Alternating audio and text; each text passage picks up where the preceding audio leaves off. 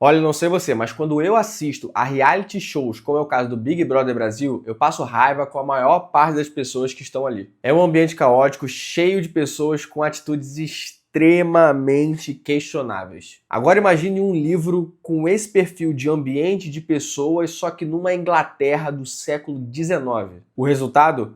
Uma desgraceira de época com um monte de gente mimada. E vou te falar, foram poucas as vezes que eu odiei tantos personagens no mesmo livro ao mesmo tempo que eu gostei muito da leitura. Fala aí, pessoal, tudo bem com vocês? Hoje é dia de falar sobre O Morro dos Ventos Uivantes, da Emily Brontë, que é esse tipo de história que eu acabei de falar para vocês, bem controversa e que despertou talvez o pior da minha pessoa. Esse livro, publicado em 1847 sob o pseudônimo masculino de Alice Bell, é um dos livros mais perturbadores e controversos da literatura inglesa. Diferente dos romances vitorianos mais convencionais da sua época, esse livro da Emily Brontë não oferece um conforto moral, muito menos um conto de fadas. O que ele oferece mesmo são personagens detestáveis. Tô te falando, eu considerei aqui cerca de uns 90% dos personagens desse livro como pessoas ruins mesmo, como pessoas de mau caráter. Mas eu já vou falar sobre eles. O livro nos mergulha numa trama sombria e emocionalmente intensa, onde paixão, ternura, vingança, amor, crueldade e destino se entrelaçam de maneira trágica. Ambientado nos confins mais melancólicos e tempestuosos de Yorkshire, o cenário não é apenas um plano de fundo, mas um personagem fundamental para a narrativa, refletindo bem a selvageria e a brutalidade dos sentimentos humanos que vão se desenrolar ali. Normalmente eu tento fazer uma resenha aqui sem falar nenhum spoiler, na medida do possível, é claro, mas nesse caso vai ser diferente. Vou falar aqui sobre coisas que acontecem durante a leitura ou que a gente já tem noção no início da história. Então, fique aqui por sua conta e risco. A história começa sob o ponto de vista de Mr. Lockwood, um homem da cidade que chega na região em busca de uma nova residência para morar de forma temporária. Depois de conhecer alguns dos moradores daquela região e perceber que o clima ali não é nada harmonioso, ele encontra a personagem Nellie Jean,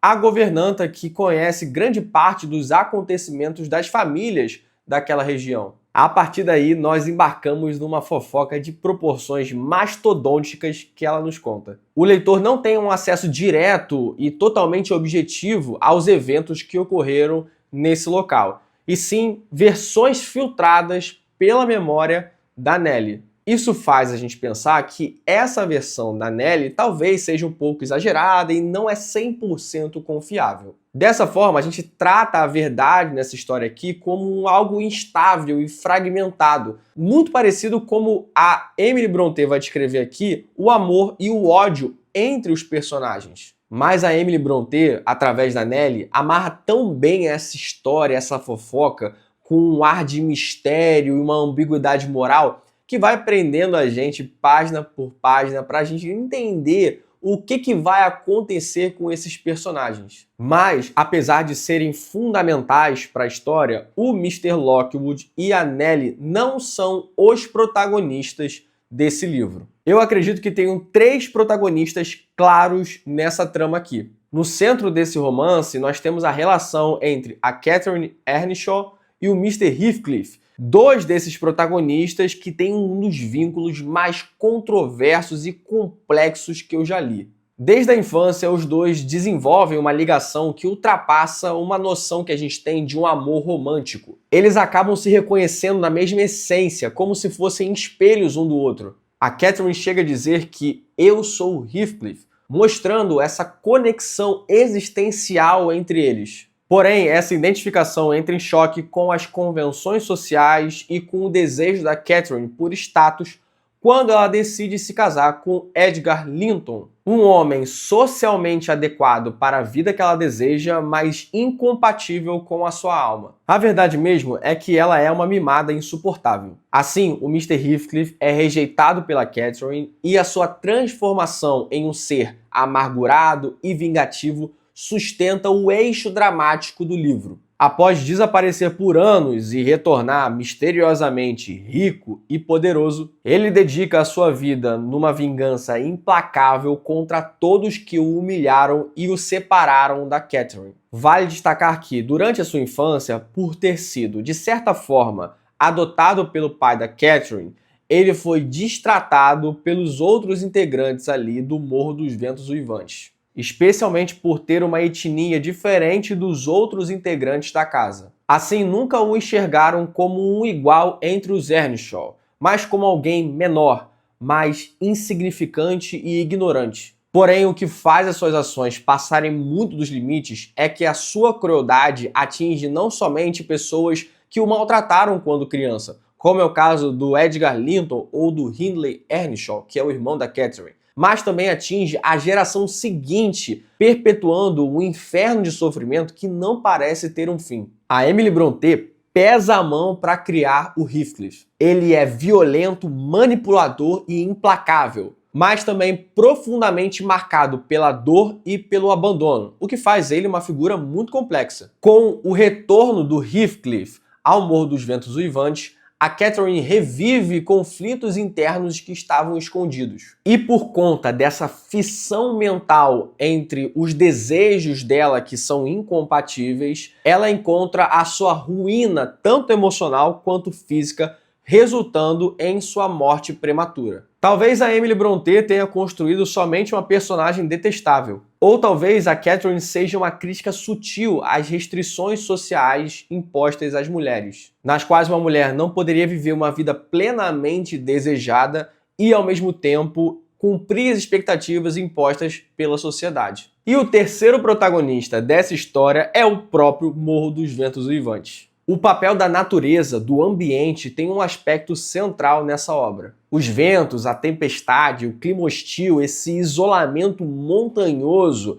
espelha bem os estados emocionais dos personagens. O Morro dos Ventos Uivantes é um local caótico, hostil e selvagem, enquanto Thrushcross Grange é um outro local importante para a história e vizinho do Morro dos Ventos Uivantes, representa um ambiente mais civilizado e até mais leve para se viver. E a depender de onde o personagem está naquele momento, reflete bem o estado emocional e psíquico que ele está enfrentando. E dá para ver que aos poucos os ambientes vão se moldando, vão se transformando à medida que o tempo vai passando nessa história. A segunda geração dessa história, que é protagonizado pelo Harrington Earnshaw e a Catherine Linton, que são meio que espelhos do Mr. Heathcliff e da Catherine Earnshaw, introduz uma possibilidade de redenção. Diferentemente dos seus antecessores, eles conseguem gradualmente superar esse legado de ódio e rancor que paira sobre o ambiente.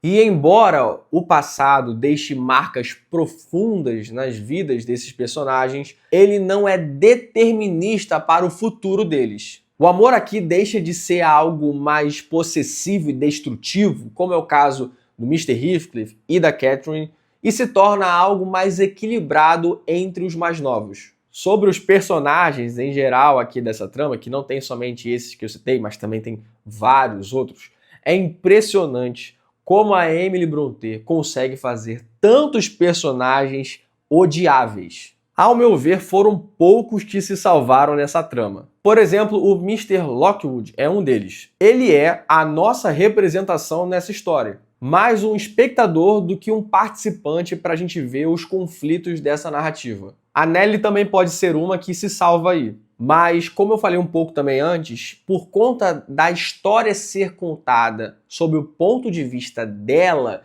isso faz com que ela seja talvez boa demais na trama, ela não tem muitos defeitos, e me faz desconfiar do quão confiável é essa versão que ela nos conta. Fora esses dois, quase ninguém sobra. Todo mundo aqui faz alguma coisa que nos faz odiá-los. O Hindley Earnshaw se perde na sua vida miserável. O Edgar Linton é um frouxo. O Mr. Earnshaw, pai da Catherine, não liga pra nada. A Isabella Linton é uma menina iludida, prepotente, arrogante e chata. O Joseph é um puxa-saco. Mesmo os mais novos, como é o caso do Linton Heathcliff, do Harrington Earnshaw e da Catherine Linton, também tem os seus momentos que nos faz odiá-los. E eu não vou nem falar da Catherine Earnshaw e do Mr. Heathcliff. Eu só queria 5 minutos para descontar minha raiva nesses personagens na base do diálogo. Mas mesmo com a raiva que a gente passa com esses personagens, a escrita da Emily Brontë é incrível. Ela é intensa e poética. Seus diálogos são cortantes, as suas descrições e construção psicológica são profundamente belas. Eu pesquisei e vi que, de início, esse livro foi recebido com perplexidade e até rejeição do público. E não é à toa. Imagino que, para a época, tenha sido algo realmente disruptivo. Depois, felizmente, foi reconhecido como uma obra-prima da literatura. Para uma sociedade que estava acostumada com romances de pessoas indo para bailes e demonstrações melosas de paixão, a Emily Brontë corta isso com uma história de amor sombria e caótica, onde ainda há ternura, mas também tem muito sofrimento. Para quem busca uma leitura clássica, intensa e única, com uma fofoca aí gigantesca, essa obra aqui é sensacional. E é isso, se você gostou desse vídeo, não esquece de curtir ele e de se inscrever no canal, assim você acompanha quando novos vídeos saírem por aqui. Comenta aí embaixo também se você já leu esse livro, se você odiou todos os personagens ou não. Vamos conversar um pouco mais nos comentários. E se você quiser comprar alguma coisa na Amazon, seja esse livro, outro livro ou qualquer coisa que esteja na Amazon, eu te peço para usar o meu link de afiliado que vai estar aqui embaixo na descrição desse vídeo. Quando você clicar nesse link, você vai se direcionar na Amazon e com qualquer compra que você fizer, você vai me ajudar com uma pequena comissão e não vai pagar nada mais por isso. Só vai me dar uma moral para continuar aqui o trabalho. Eu vou ficando por aqui, um abraço, valeu!